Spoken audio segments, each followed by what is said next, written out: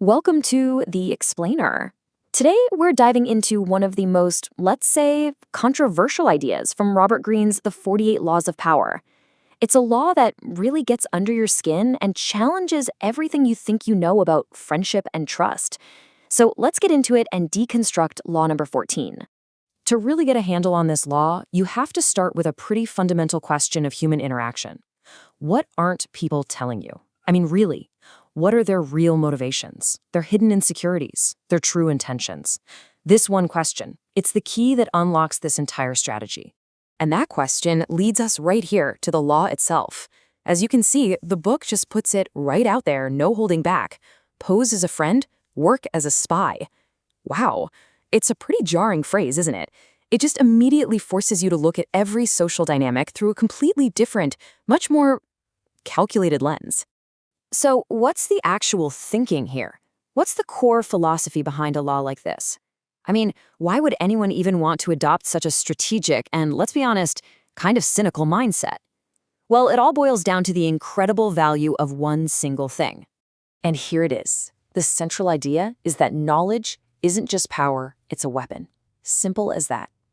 When you have information that your rivals or even your colleagues don't have, you gain this decisive, almost unfair advantage.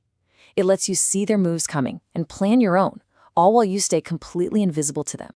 And the book doesn't mince words about this. As you can see from the quote, this kind of knowledge isn't just helpful, it's critical.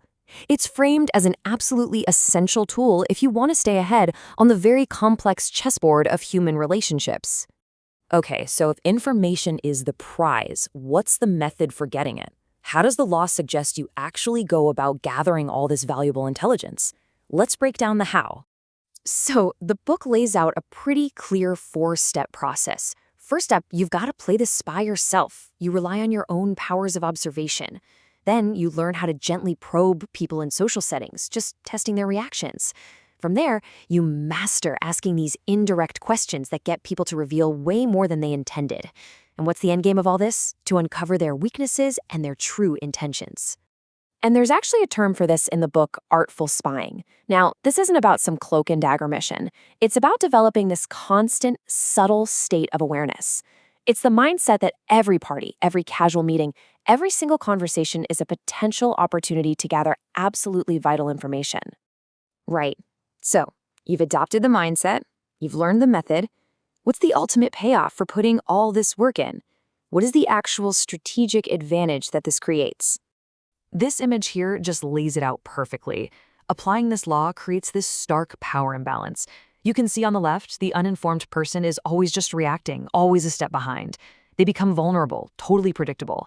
But the spy over on the right, they're proactive. They hold all the cards, and their next move is completely unpredictable, precisely because their knowledge is kept hidden.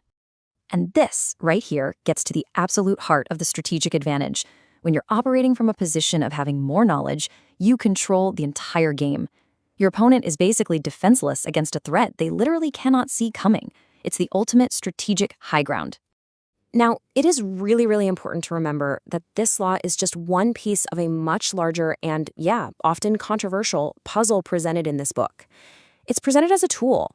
And, like any powerful tool, its effects, whether they're constructive or destructive, they depend entirely on how and why it's being used. So as we wrap this up, we're going to leave you with a final, kind of unsettling thought. Whether you ever choose to use these laws or not, it's probably worth asking yourself, in the constant game of power that's playing out all around us, who might be practicing a little bit of artful spying on you?